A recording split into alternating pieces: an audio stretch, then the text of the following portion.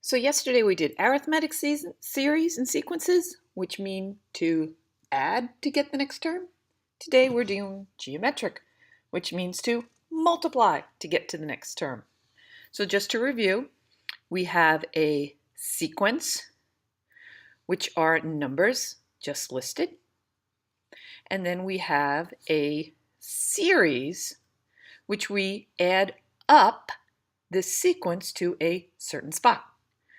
So this geometric series and sequence that we have listed below is very simple. We are simply multiplying by 2. So first, can we tell the difference between arithmetic and a geometric sequence? Well, first thing I always do is I just start with arithmetic. What did I do to 4 to get to 6? I added 2 on. Now, in order for this to be an arithmetic sequence, I'd have to add 2 on every single time. Does 6 plus 2 get me 8? Yep. 8 plus 2 get me 10? Yep. Arithmetic. All right, 2/3 to 1/3. What did I do to 2/3 to get to 1/3? Well, it looks like I subtracted a third. And that can still be arithmetic. We are adding on a negative difference. But in order to get from 1/3 to 1/6, well, if I subtracted a third from a third, I'd get 0. So I guess it's not an arithmetic. So what about geometric? Well, that's a little harder to see sometimes, but 2/3 times something, and I'm going to call it R for ratio. You'll see why in a second. Got me 1/3. All right, so if I just do some math here, multiply by 3 over 2 to cancel that out, multiply by 3 over 2 to cancel that out, 2, 2, 3, 3, 3, 3. It looks like R was 1/2. So we know that 2/3 times 1/2 gets me 1/3. Does 1/3 times 1/2 get me 1/6? Yep. Does 1/6 times 1/2 get me 1/12? Yes. So we figured out this one to be geometric. And if you can't see what you're multiplying by, you just do a little basic algebra to figure it out. All right, so the next one. B to the 6th, well, B to the 5th time, well, I had a C in there, so I must have multiplied by something. Well, I had to multiply by a C to introduce the C, but then how did B to the 6th go down to B to the 5th? Oh, I must have multiplied by B to the -1. All right, so is that going to happen every single time? So I'm going to come over here for some scratch work. Does B to the 5th times C, the second term, when I multiply by my ratio, which I think is C, B to the -1, will that get me the next term? Well, B to the 5th times B to the 1st negative is B to the 4th and C squared. Yep. And then I'm just going to multiply that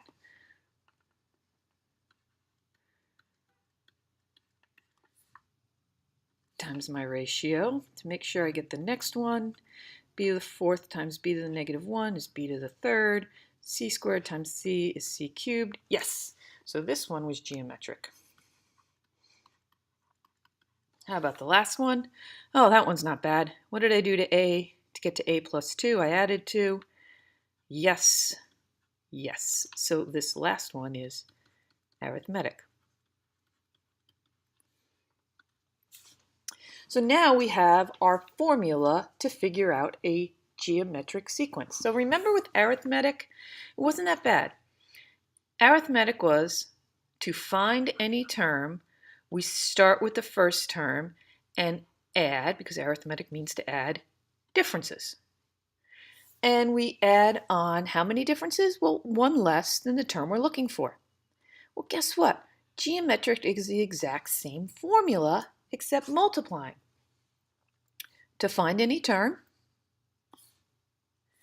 We take the first term, just like we did here, and instead of adding now, we're obviously multiplying an R for ratio, and then it's raised to the n minus 1, because when we multiply things, it's growing exponentially or decreasing exponentially. So you can see they have very similar formulas when we go to figure out an explicit formula. Remember, these are the explicit. That means they get us right to the term. We don't need a recursive. Now, we can sum up an arithmetic sequence as long as we know the first term and the last term. Gauss told us that little shortcut. We're simply going to have n divided by 2 pairs of that sum. But the summation of a geometric sequence is a little different. And instead of going into a proof as to why it is, there it is. To sum up to a certain spot, we start with the first term, multiply by 1 minus the ratio to whatever term spot we're looking for, and we divide out that extra ratio. Now, this formula is given to you on the regions. You will get that on your formula sheet, so you'll get it on a formula sheet when we take a test in this class. Oops, gotta go back. Forgot to do this one. So now that we see the formula for a geometric sequence, can we write the formula for this geometric sequence? First thing I'm going to do is see what I'm multiplying by. I'm multiplying by 3. Okay, so to find any term of this geometric sequence, I start with the first term, which is 5. Its ratio is 3, and I raise it to the n minus 1. Now please remember order of operations. You cannot get 15 to the n minus 1. No! Every time you do that, a kitten dies somewhere. No, I'm just kidding. Order of operations say you must do powers first and then multiply by your constant. So this is the first term, the second term, the third term, the fourth term. So if we wanted to find the fifth term, it's easy. The fifth term of sequence A is found by starting with the first term and multiplying by 3 4 times. 1, 2, 3, 4. 3 to the fourth is 81. Multiply that by 5. 405 is the fifth term of this sequence. Okay, so here's an interesting question. A person places 1 penny in a piggy bank on the first day of the month, 2 pennies on the second day, 4 pennies on the third, and so forth and so forth. Will this person be a millionaire at the end of the 31-day month? All right, so what I have down here is my sequence. 1 penny, it's 1 cent. On the second day, 2 cents. On the third day, he doubles that, and the person keeps doubling that, so forth and so forth and so forth. So the first thing I have to do is figure out, is this an arithmetic sequence or a geometric sequence? Because they have different summation formulas. So what did I do to 1 cent to get to 2 cents? I multiplied it by 2. Is that the case everywhere? Yes. So it is a geometric sequence, and we want to add up this series to the 31st day.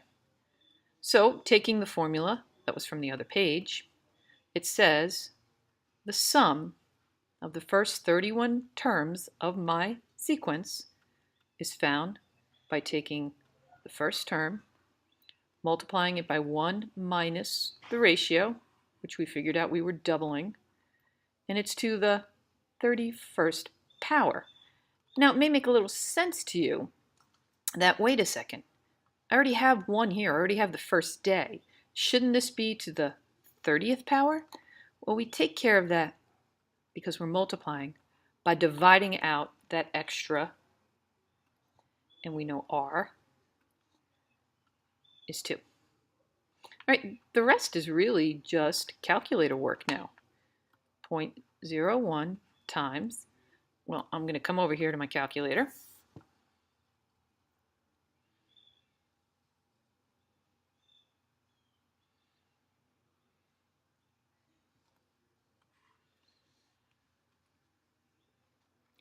And I'm going to do 1 minus 2 to the 31st power, and I get this really long number. 214,748, negative 214,748, it's as much as I can grab, 3647, 3647. That still has to get multiplied by 0.01, and it still has to get divided by 1 minus 2, which is negative 1. Well, gorgeousness here is that the negatives cancel out to a positive. If I'm multiplying by 0.01, that's very simple. I just move the decimal over twice. So, I really don't need this. I can get this answer right away.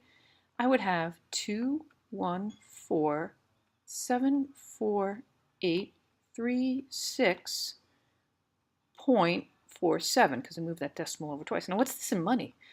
3 places, I put a comma. Wow. I'd have $21 million. Why don't you go to your bosses this summer and say, hey, you don't have to pay me an hourly wage. Give them this scenario and see if they accept it.